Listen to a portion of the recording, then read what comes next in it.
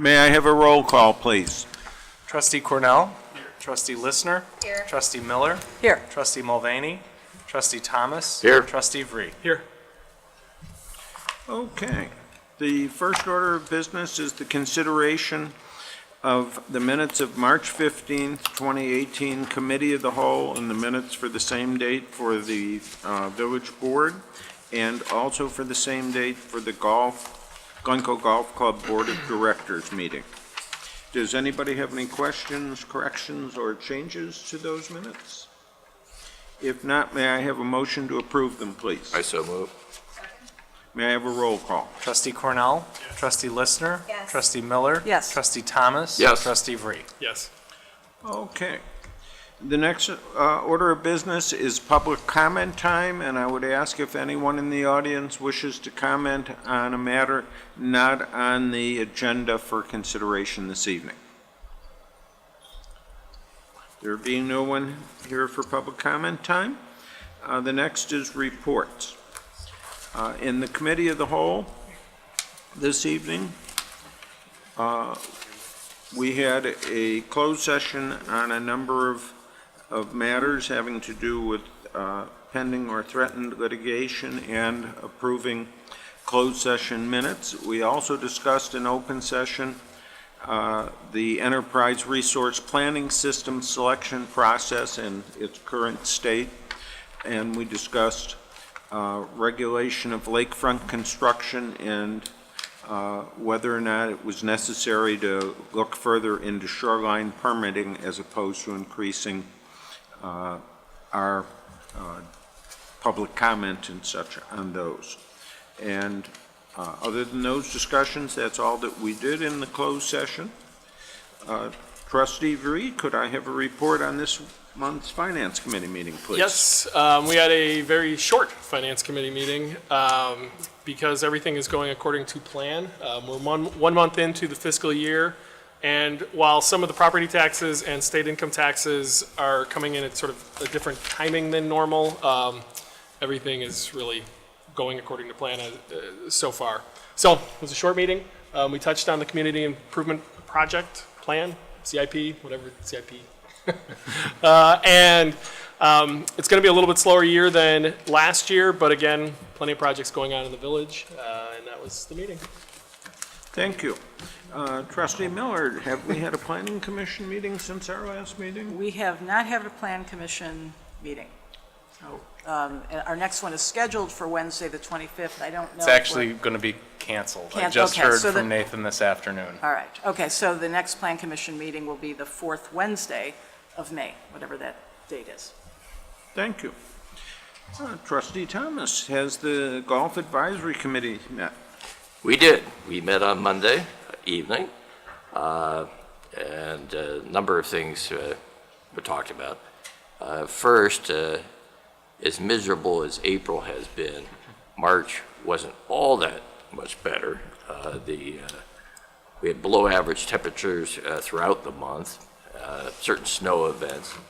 Nonetheless, the course was able to exceed budgeted revenue and rounds numbers, so it was a reasonably good month. I mentioned April because I suspect I will not be saying the same thing about rounds and revenue based on our weather in April. We also discussed that one of the major projects for a golf course of our kind is there's sort of almost a continuous need to renovate and upgrade the bunkers. And we've started that process again. It's really a sort of a 3-year process where you go through them all, and maybe if you're lucky, you get about a year, and then you sort of start over. So anyway, we are starting that process.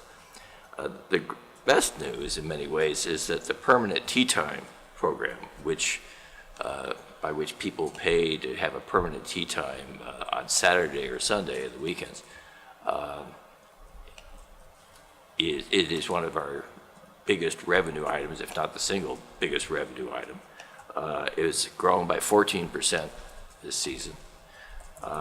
Some of it is due to the closure of Highland Park, so we've had people come from there. But also there are at least 3 new groups of Glencoe residents that have signed up.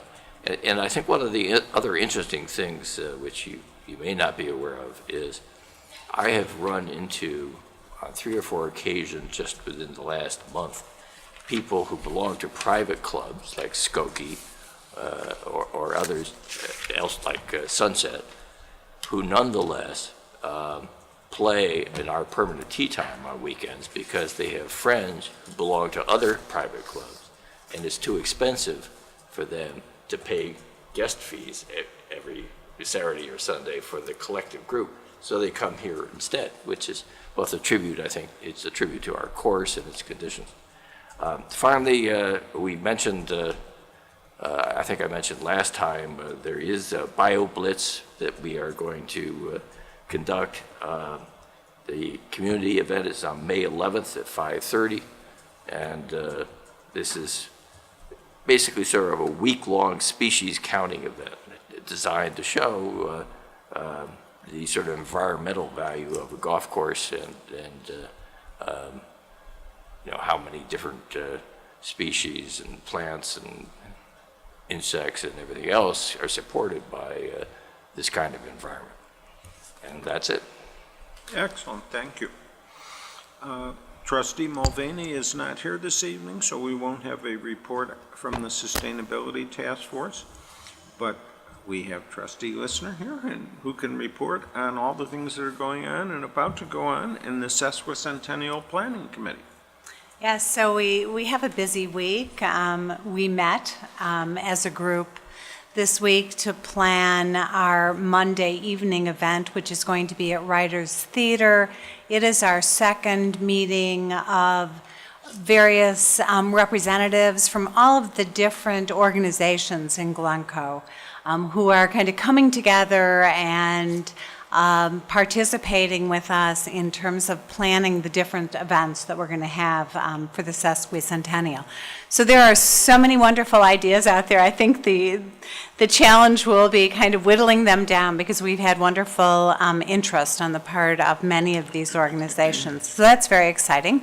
We also added a communications person to our committee, Jennifer Falk, and so we're very excited about that because she's also full of some wonderful ideas. So we're definitely moving along, but basically the Sesquicentennial celebrations are going to be starting in November. So the time is near. 2019 is not so far away, but we're making great progress. Thank you. I have a quick question. Did you say the next public meeting is Monday? Yes. I don't remember seeing any notice about it. Is that something the village notices or the new communication person, or did I just? It's not really there a and I public missed it? meeting per se. Correct. So It's it's a meeting of all of the various representatives of different organizations. So it hasn't been. So it's publicly not a noticed. Okay. publicized public meeting. No. So it's still kind of more of a larger, it's the larger committee of the whole that that is working on the Sesquicentennial. Okay. Yeah, thank you for correcting me on that. All right. Manager Corrali, can I have your village manager's report, please? Certainly. One thing we're going to get started with this evening is to talk a bit about a topic that's been discussed quite a bit in the community in the last couple of weeks, and that's coyotes and the presence of coyotes in many of our residential neighborhoods. I've asked Director of Public Safety, Carrie Lewandowski, to give a brief overview of some of what's been going on. We have a long history of dealing with coyote complaints in this community. They're certainly not new. But I think to a certain degree with the advent of various social media platforms, a lot of people are talking about it, certainly on Nextdoor and others. So I thought it'd be good to just kind of get some things out on the table and talk a little bit about what we've got. So Carrie, if you'd do that for us, that'd be great. All right, thank you. I just wanted to spend a few minutes talking about our coyote management and public education efforts here in Glencoe. The village and public safety's position is very proactive. We provide information to residents for coexisting with coyotes in our community regularly through our website, our social media, as well as periodic news items.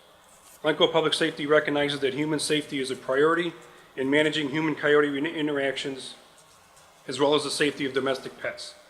Preventive practices such as reducing and removing food attractants, supervising domestic pets when outside, and responding appropriately when interacting with coyotes are key to minimizing potential conflict with coyotes.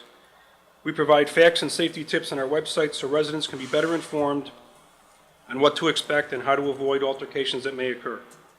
We encourage residents to report sightings directly to us or via a link on our website.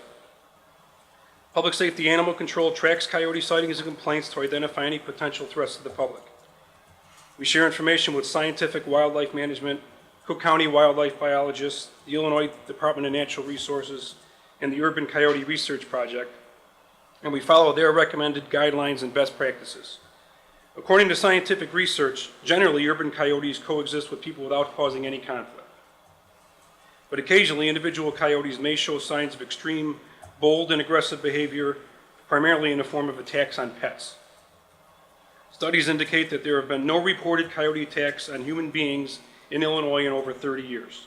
In addition, research indicates that purposeful feeding of coyotes contributes greatly to the adaptation of living among and relying upon humans for food. Our experience with domestic pet attacks shows that it's normally unattended pets without supervision, and it's still very, very rare. That is one of the reasons that Glencoe vigorously enforces our leash laws, so that our pet owners are responsibly taking care of and managing the pets and keeping them under their control.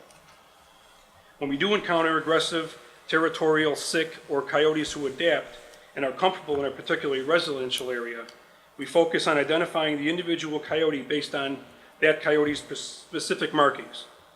We may use cameras to try to find their travel patterns, to identify where their target animals are. In keeping with best practices, we do not look to remove all coyotes in the area, only the identified problem individual coyote. And we engage animal control experts for humane, lethal removal if necessary. Bold and aggressive coyotes or coyotes with extreme illness cannot normally be trapped and relocated. Research indicates that their behavior will likely just continue at the new location that we place them. In Glencoe, based on our proximity to coyote natural habitat, the forest preserves, the ravines, Lake Michigan, the Skokie lagoons, coyotes are part of our urban environment. Therefore, the village strives to educate residents in hopes they can assist us in our efforts to proactively manage the coyote population in Glencoe. In extreme cases, when problem coyote behavior is indicated, either via reports from the public or through our efforts in behavior profiling, we may humanely remove bold and aggressive coyotes to ensure the safety of the community. However, in most cases, our recommended preventive strategies are designed to reduce or prevent the development of problem coyotes by eliminating comfort around people or reliance on people for food. Our continued success relies heavily on the cooperation of our residents to help control the coyote population as safely as possible. With that, I'd be happy to answer any questions anyone may have. Any questions? I guess I had a neighbor call about, there was ground feeding in her front lawn to bring Yes. ducks and birds. And my neighbor was concerned that it was also bringing coyotes just to the residential area, and whether we should do something to prevent ground feeding, and make that illegal, or pass an ordinance that would prevent that from. I think the village manager's office is working on that piece, but I will say that some of the research that I've read shows that inadvertent feeding does tend to attract coyotes. In the case of ground feeding, it's not necessarily that the coyotes really eat the food that's on the ground, because normally it's bird seed and things like that. It's the bird. But the bird seed on the ground attracts prey that coyotes like to eat. So by default, it does attract coyotes, but not for the food itself. I have a question. We back up to the forest preserve, and it's like much of the forest preserve around us now, it's been cleared of buckthorn and so forth. And my wife and I have spotted on several occasions people, not next to our yard, but out there with dogs not on a leash, running free. And I guess the question is, that's circumstance, if it reoccurs. who do we call? Should we be calling public safety? Should we be calling village hall? You should call us. Okay. If you call us and report any sightings, we send an officer to investigate it and try to get some information from the caller to see what kind of activity, if the coyote looks sick or things like that. And that helps us track the problem animals. Well, when I'm talking about somebody has their own personal dogs. Oh, yes, I'll report that to us for sure. They're We not enforce on- that as they're well. not on a leash. And Right. In fact, in one instance, the person who I suspect was not from Glencoe parked in front of our house, walked over our front lawn, our back lawn with the dogs, let them out, ran them around. So Right. we didn't call, but I think in the future. if You that- can always call us. The reality is the Forest Preserve really are the jurisdiction of the Forest Preserve Police, but we could always respond and try to deal with it at our To speak briefly to Trustee Vree, your question on ground feeding ordinances, we have done fairly extensive initial research on it.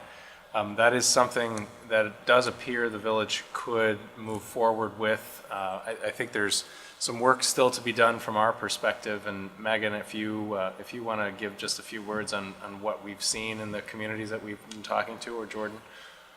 With your question in mind, we reached out and actually found a study that Glencoe did a couple of years ago in advance of implementing their own ground feeding ordinance. I'm sorry. And so for anybody that doesn't understand what that means, it's essentially an ordinance that prohibits the feeding of animals with food scraps, bird seed, what have you. And there are different levels of it that the communities have done. We reached out to about 30 communities, and of those in the surrounding area, and of those about 10 did have an ordinance specifically banning either the feeding of birds and ground animals, ground feeding, or one or the other. And so we did take a look into that. We also were thinking about whether or not that's something within our ability to do as a non-home rule community. And preliminarily, we think it may be, but we still need to look into that further. We did also speak with quite a few of the animal control officers, and generally they do say that they get maybe a handful of complaints like that in a year, 2 to 3 at most. And it's not a pervasive problem in this community either. We do have a few regular complaints about certain ground feeding. But if the board is inclined, we're certainly happy to put together a report for upcoming committee of the whole, and we can talk about whether that's something, an ordinance that we want to enact. I would think that the board would like to have a report and look at that. Okay, we'll bring one back to a future committee of the whole. All right.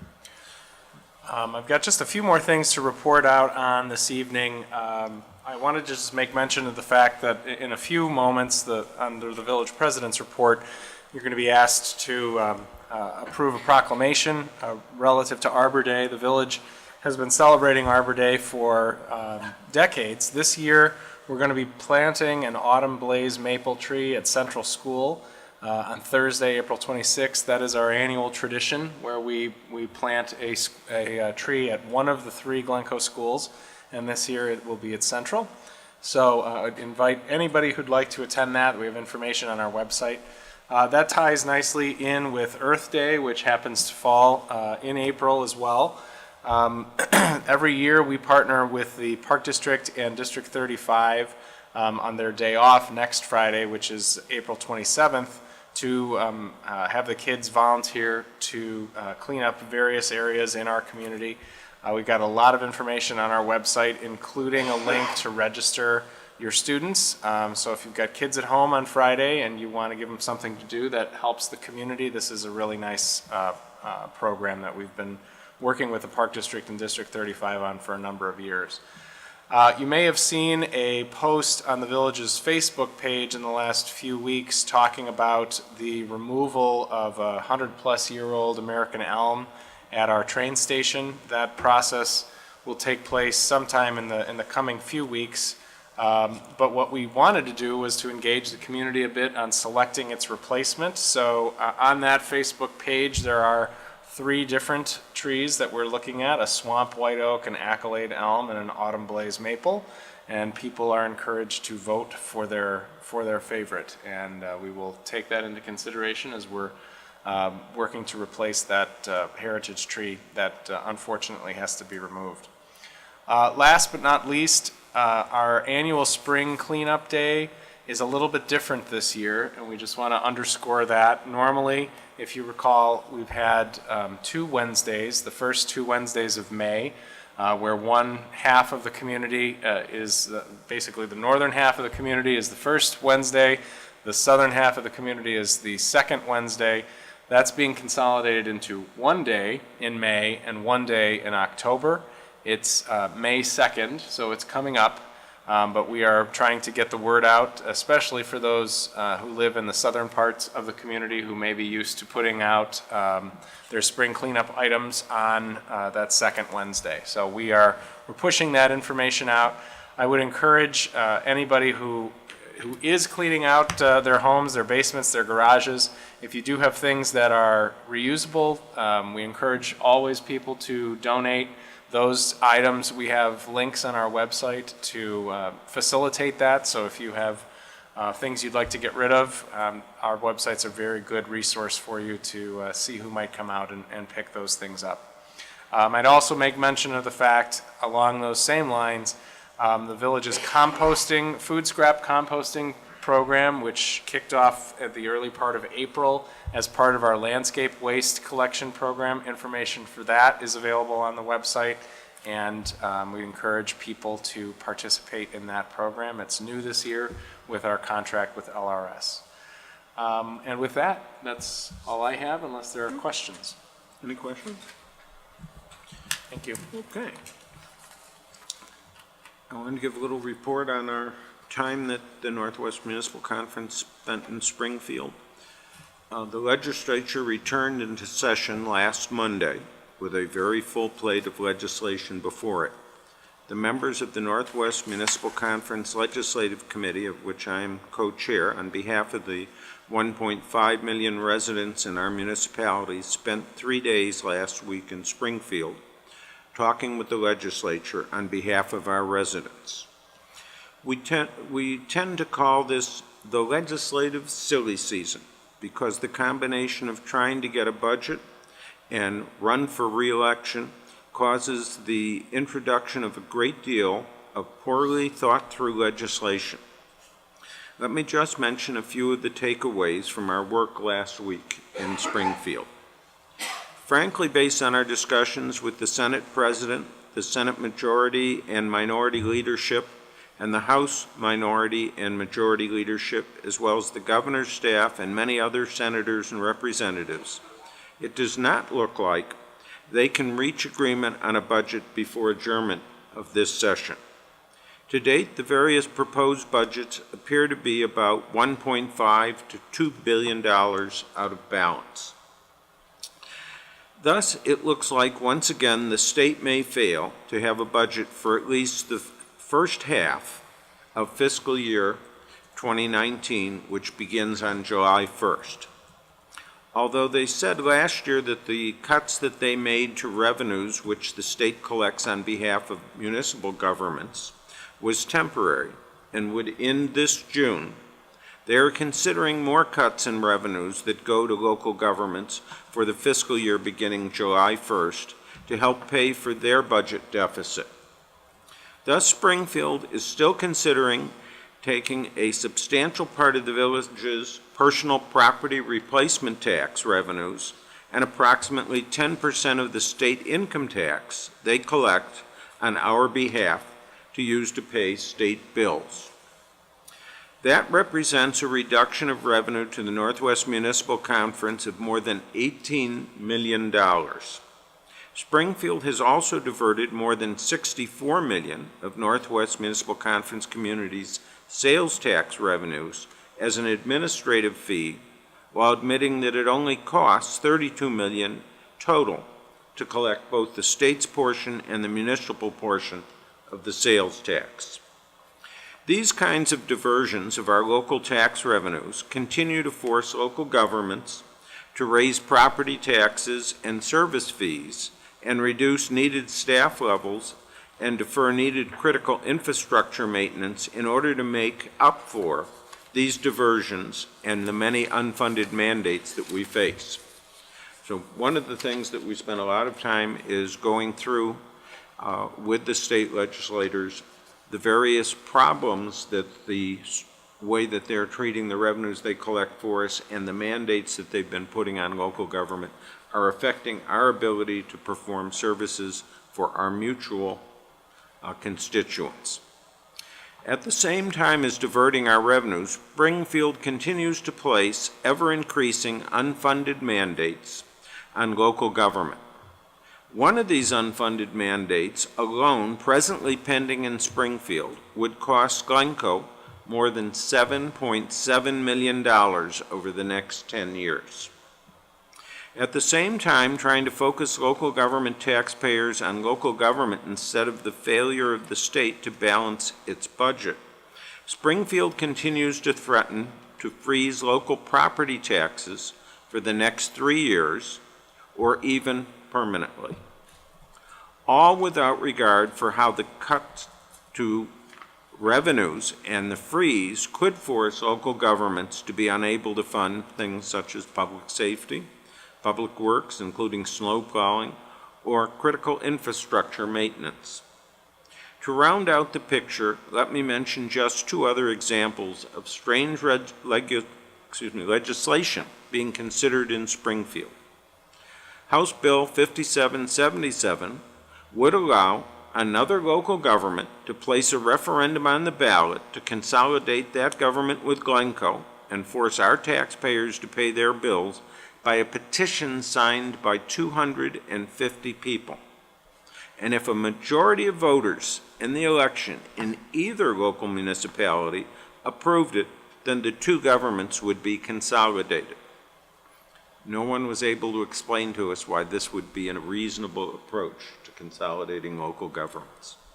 Another bill, HB 4734, would prevent Glencoe from accepting the lowest bid on a project if a locally owned bidder came in no more than 10% higher.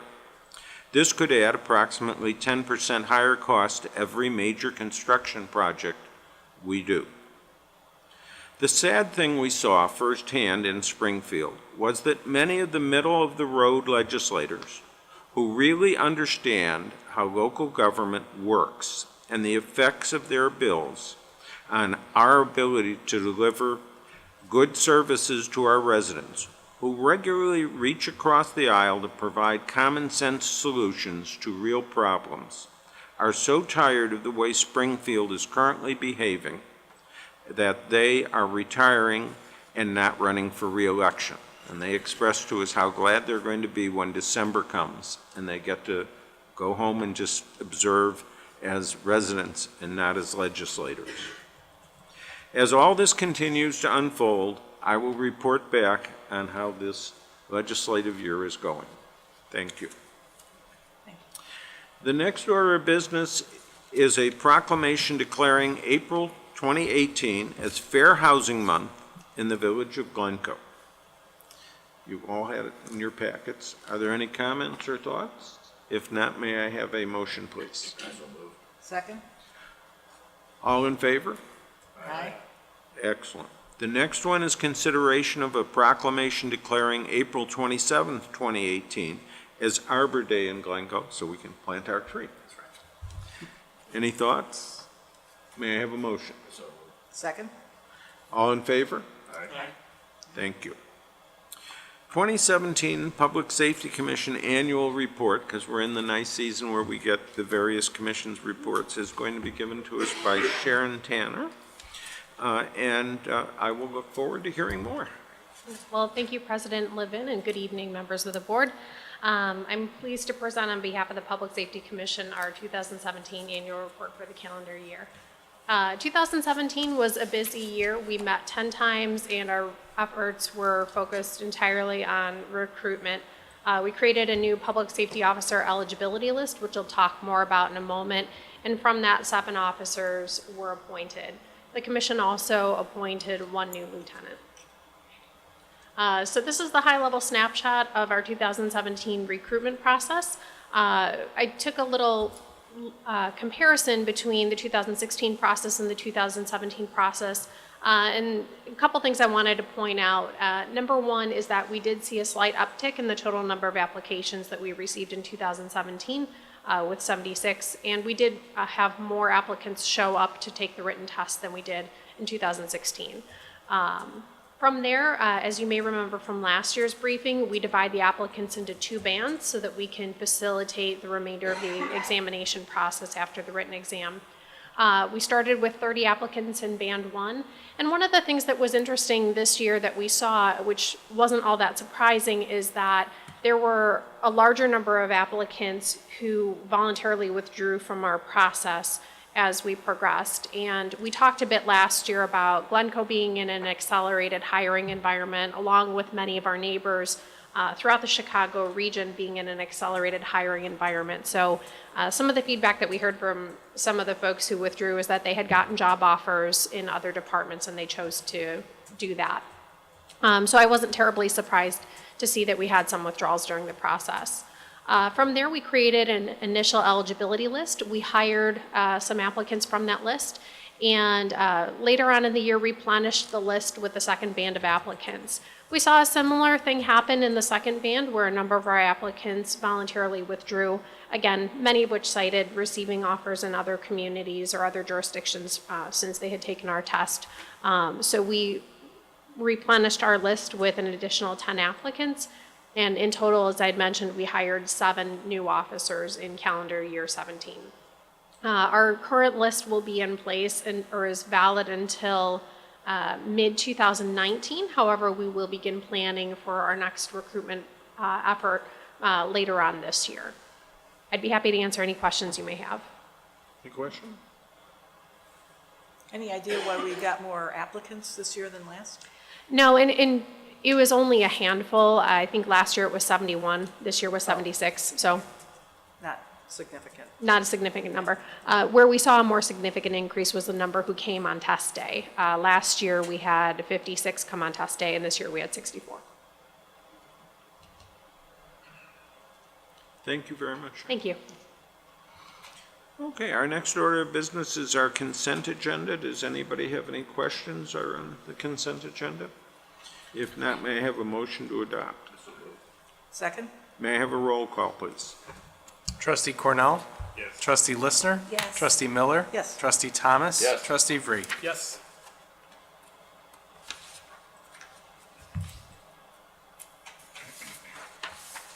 Okay.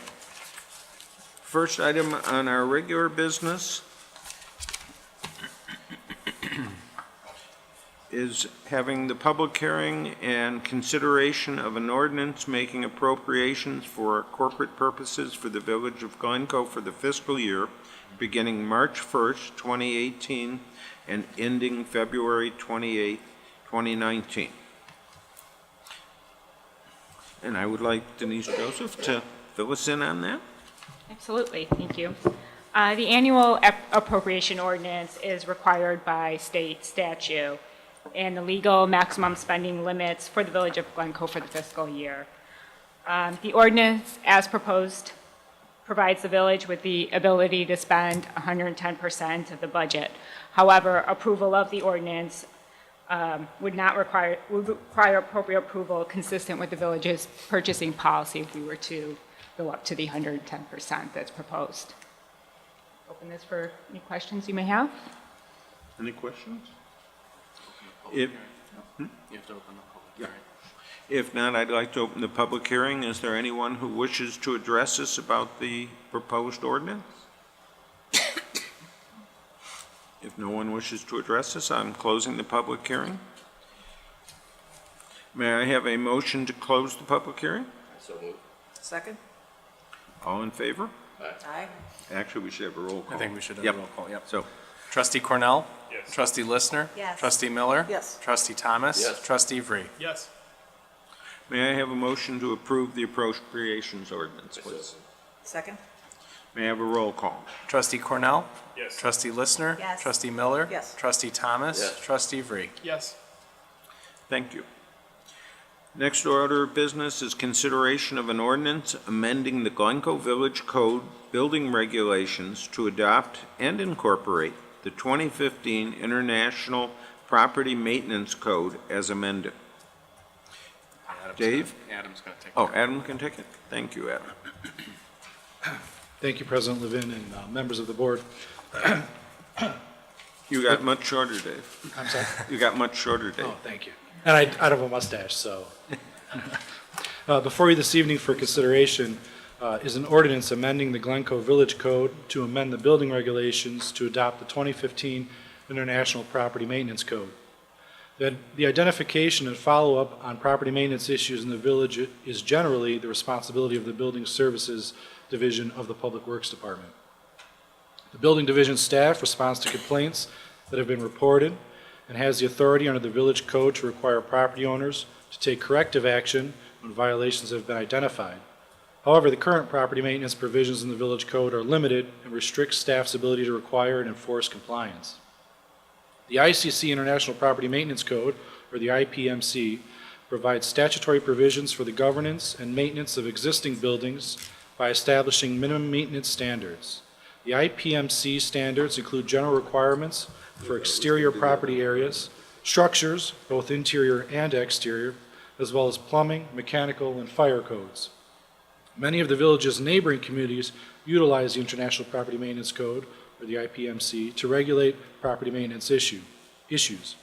Glencoe remains one of the few communities to yet adopt the IPMC. At the March 15th Committee of the Whole meeting, staff presented an overview on the IPMC and noted that adopting these model code provisions would benefit the village by providing clear and specific requirements that, in addition to being fully compatible with the other ICC codes, will allow village staff the ability to require and expedite compliance. Following discussion on March 15th, staff was directed to prepare this ordinance for the board's consideration. Working in consultation with the village attorney, staff worked to amend the IPMC so that it will work with and complement the village code. The amendments included provisions to more definitively address overgrown weeds and grass, graffiti removal, and provide for an appeals process for those that have been served with citations. The ordinance stipulates that the IPMC standards will go into effect in 30 days from village board adoption of the ordinance. At this time, staff recommends the village board consideration of an ordinance amending the Glencoe Village Code to amend the building regulations to adopt the 2015 International Property Maintenance Code as amended. And myself and Director Mao are available for any questions that you may have. Any question? Thank you, Adam. May I have a motion to adopt the ordinance? Second? Roll call, please. Trustee Cornell? Yes. Trustee Listener? Yes. Trustee Miller? Yes. Trustee Thomas? Yes. Trustee Vree? Yes. Thank you. Our next order of business is consideration of a resolution approving the Village of Glencoe strategic plan for fiscal years 2019 through 2021. Megan Hoffman will fill us in. So before I begin my presentation, I wanted to take a moment to thank each of you for your thoughtful participation in this process. Staff is very proud of the resulting strategic plan document, and we look forward to working with you over the course of the next several years on implementing the initiatives and action items therein. Your consideration of the strategic plan this evening represents the culmination of a multi-month process.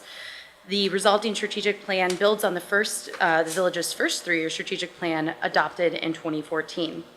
As you may remember, in 2014, the village board established 6 strategic priorities, 3 focused on areas that have historically been hallmarks for the village, such as financial sustainability, infrastructure replacement, and community engagement, while the others focus on preparing for the future, commercial vitality, operational effectiveness, and organizational development.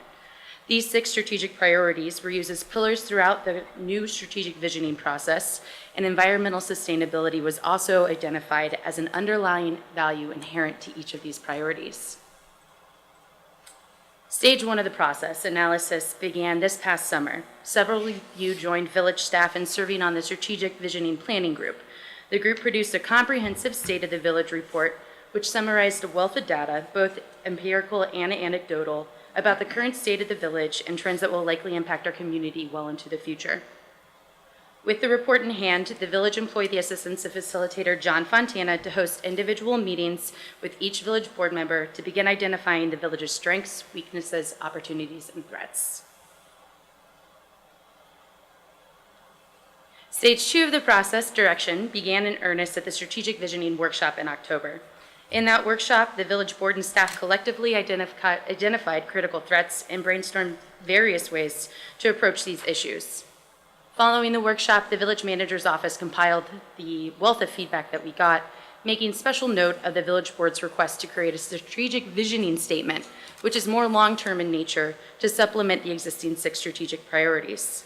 Throughout the process, we continually asked ourselves, what is the future desired state of the village in 20 years, and how do we get there? As seen on this slide, the strategic plan components help to answer these questions. The strategic vision statement represents our long-term aspirations for our community. The strategic priorities thereunder bolster that statement and will guide work plans for the next decade or so. The 4 strategic goals were specifically developed to guide the next 3-year strategic work plan. Working together, the village board and staff developed the following strategic vision statement. We will make Glencoe the community that people choose to live, work, and do business by providing innovative, responsive, high-quality public services in an environmentally and fiscally sustainable manner. The 4 goals focus on governance, services and infrastructure, economic development, and staffing. In the strategic plan, each of these goals has a set of initiatives and action items with timeframes developed to move us toward each goal. And an example of that is there. The strategic work plan is designed to span fiscal years 2019 through fiscal year 2021, with some major initiatives beginning in that timeframe but extending into future fiscal years. At the Committee of the Whole meeting in March, the Village Board reviewed and commented on our draft strategic plan developed through this process, and your feedback has been incorporated into the final document presented to you tonight. Once approved, we'll move into stage 3, execution. The strategic work plan will be incorporated into each department work plan and into individual employee work plans where possible. The execution stage will also include education on how each employee's day-to-day contributions support the overall vision and goals of the village. A few notes on the plan overall. The strategic plan is a fluid document. While the new strategic vision statement and existing 6 strategic priorities are intended to guide the village for years to come, the goals and initiatives and action items therein are subject to change as the plan progresses to incorporate new information and feedback that we get from the community. Reports will be made to the village board on the status of the plan on a bi-monthly basis. These reports will include updates on the progress made towards each initiative and action item, as well as an analysis of key performance indicators. Once approved, this plan will also be incorporated into future budget processes. Finally, the planning process is featured in the upcoming spring-summer issue of Inside Glencoe, which is scheduled to hit mailboxes at the end of the month. And once adopted, the plan will be made available online and promoted to our residents via social media. Again, thank you for your participation in the process. I now welcome your questions and feedback. Any questions? I have a little one. How did we come up with bi-monthly reports back to the board? Sure, absolutely. So I think you may remember with the 3-year strategic plan from 2014, we landed on doing monthly reports as well as quarterly larger reports. And so what we thought would be more effective is to still report to you out on a regular basis, but to give us time to compile the data for things like the KPIs, that we do it on a slightly less regular basis. We're hoping it's more data-driven and less anecdotal.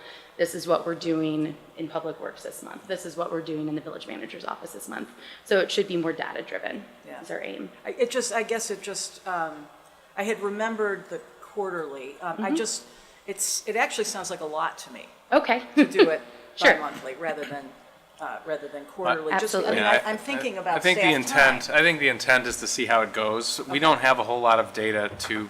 There are data points that we're beginning to collect. I think as we move into the development of and implementation of the KPIs that we've been talking about, and as we start to gather more data, the reports are going to be a little bit more comprehensive and a little bit better. But we're not sure how time intense it's going to be, so we thought maybe we'd start with bi-monthly and have that conversation with the board as we go. Okay, yeah, I mean, if it seems like you're spending a lot of time, that's not our goal, Sure. I don't Yep. think. Nope.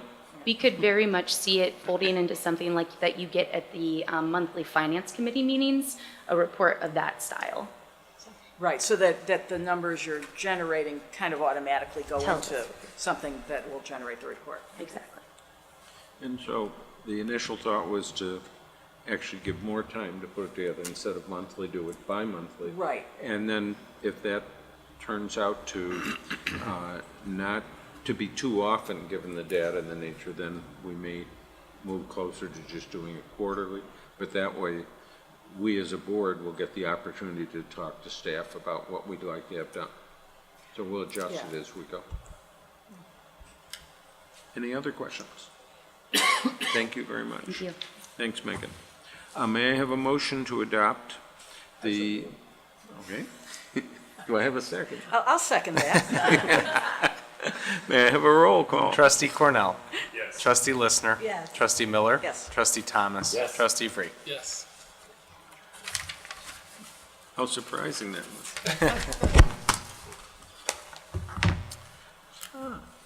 Does anyone have anything else that they want to place before the board before we adjourn?